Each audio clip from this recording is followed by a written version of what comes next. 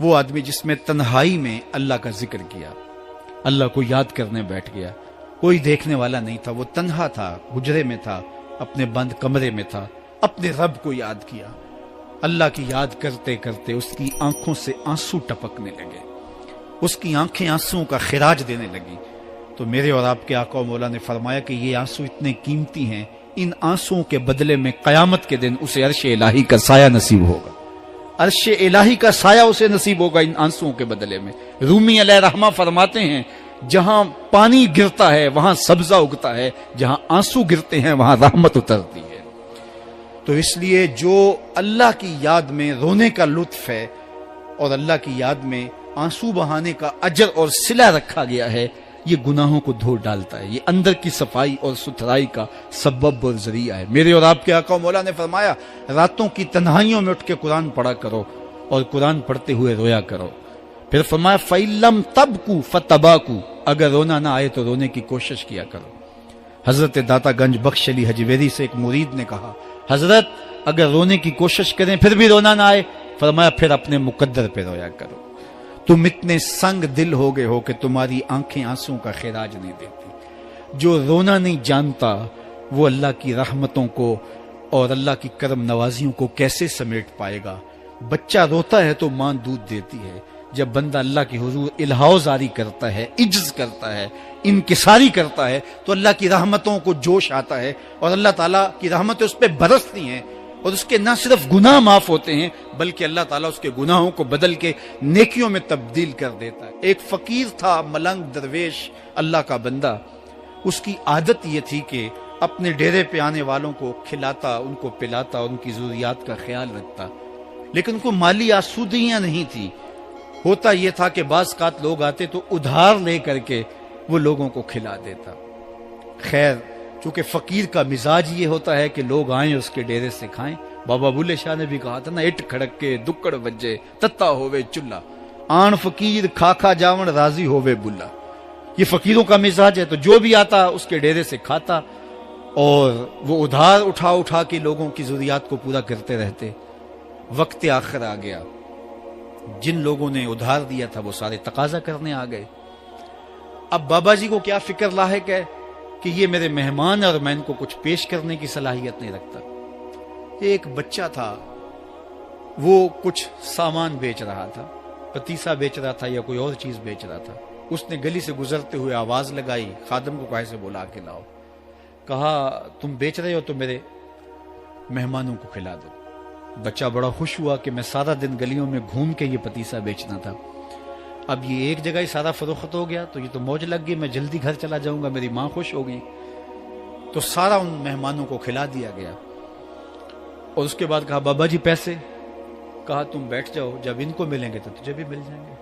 وہ بیٹھ گیا، 2 4 10 منٹ بیٹھا تو بچہ تھا، پھر کھڑا ہو گیا، بابا جی پیسے؟ کہا جب ان کو ملیں گے تو تجھے بھی مل جائیں گے۔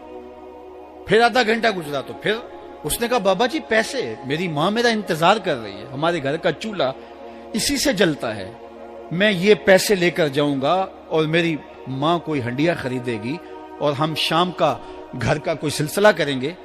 کہا بیٹا جب ان کو ملے گا تو تجھے بھی مل جائے گا۔ بچے نے رونا شروع کر دیا، یتیم بچہ تھا، اس کا سارا آسرا یہی تھا، اس نے رونا شروع کر دیا۔ جب بچہ رویا اللہ کی رحمت کو جوش آیا، کوئی مرید نذرانہ لے کے ان بزرگوں کے پاس آ گیا اور اشرفیوں کی بھری ہوئی تھیلی پیش کی۔ وہ اتنے پیسے تھے کہ اس بچے کو بھی دیے، جتنے لوگ آئے تھے سب کا قرض چکایا، کہا جاؤ گھروں کو۔ تو سب نے کہا بابا جی ہم صبح سے بیٹھے ہوئے تھے تو یہ نذرانہ دینے والا صبح سے نہیں آیا تو اب کیسے آ گیا؟ کہا صبح سے تمہارے اندر کوئی رونے والا نہیں تھا، ایک رونے والا آیا تو باقیوں کا بھی کام بن گیا۔ بعض اوقات کسی ایک شخص کی وجہ سے باقیوں کی خطائیں بھی معاف ہوتی ہیں۔ آج ہم اجتماعی طور پہ تا حد نظر اندر باہر اوپر نیچے اتنے لوگوں کے ہجوم میں اللہ کی بارگاہ سے یہ توقع رکھتے ہیں کہ مالک کتنے ہجوم میں کوئی ایک تو ہوگا جو تیرا لاڈلا ہوگا، کوئی ایک تو ہوگا جو تیرا بہت قریبی ہوگا، کوئی ایک تو ہوگا جس پہ تیری رحمتیں برسیں گی۔ تو مالک اس کے صدقے سے ہماری خطائیں بھی معاف کر دے، ہمارے گناہ بھی معاف کر دے۔ کوئی ایک رونے والی آنکھ مل گئی تو باقیوں کا بھی کام بن جائے گا. اٹھ فریدا ستیا تے میلا ویکھن جا, وت کوئی بخشیا مل جاوے تے تو ہی بخشیا جا. میرے مالک ہم سب کی خطائیں معاف کر دے, ہم سب سے درگزر فرما, اور ہم سب کے باطن کو ستھرائیاں دے دے, ہمارے اندر کو پاکیزگیاں دے دے. بہت وقت میں نے اور آپ نے صاحب گزار لیا, تیزی کے ساتھ زندگی بیت رہی ہے. میں اگر اپنے آپ کو دیکھوں تو میری زندگی کتنی بہاریں کاٹ چکی ہے. اگر آپ اپنے آپ کو دیکھیں, کوئی 60 سال, کوئی 20 سال, کوئی 25 سال, زندگی تیزی کے ساتھ گزر رہی ہے. بندہ جب سوچتا ہے کہ میں 40 سال کا ہو گیا ہوں تو آگے میری زندگی کے اگر 30 سال بھی ہیں تو 30 سال تو کافی ہیں, لیکن وہ پیچھے اگر پلٹ کے دیکھے تو 40 سال یوں گزر گئے جس طرح چٹکی بجائی جاتی ہے. جب چٹکی بجانے کے وقت میں 40 سال گزر گئے محسوس ہوتے ہیں, تو جو باقی 30 سال اگر ہوئے بھی وہ تو گمان ہے میرا, وہ تو گمان ہے آپ کا. ہمیں تو ایک سانس کا بھی نہیں پتا. پوچھا گیا زندگی اور موت کے بارے میں کیا خیال ہے, کہا فجر پڑی ہے, پتہ نہیں ظہر پڑھ سکیں گے یا کہ نہیں. کہا اتنی لمبی امیدیں لگائے بیٹھے ہو, کہا ظہر پڑی ہے, پتہ نہیں عصر پڑھنے کا موقع نصیب ہوتا ہے کہ نہیں. کہا یہ بھی طول عمل ہے. ایک بولا عصر پڑی ہے, پتہ نہیں مغرب پڑھ سکیں گے یا کہ نہیں. کسی نے کہا ایک رکعت پڑی ہے, پتہ نہیں دوسری رکعت بھی پڑھنا نصیب ہوتی ہے یا نہیں. کہا یہ سب تمہارے منہوں کی باتیں ہیں.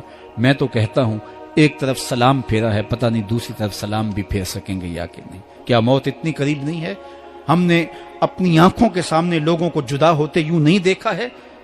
ہم کہتے ہیں اس کی خبر سنا رہے ہو موت کی, یہ تو میں نے ابھی سبزی والی دکان پہ دیکھا تھا. لیکن جب موت آتی ہے تو ایک لمحے کا تقدم اور تاخر نہیں ہوتا. تو صاحب آئیے اپنی زندگی کو اللہ اور اس کے رسول کی راہوں پہ ڈالیں. آج وقت ہے, آج موقع ہے, آج توبہ کا دروازہ کھلا ہے, کل سب کچھ نہیں ہوگا. آج اس کی رحمتیں آواز دے رہی ہیں. آج وقت ہے, وقت پر کافی ہے ایک قطرہ بھی آب خوش ہنگام کا.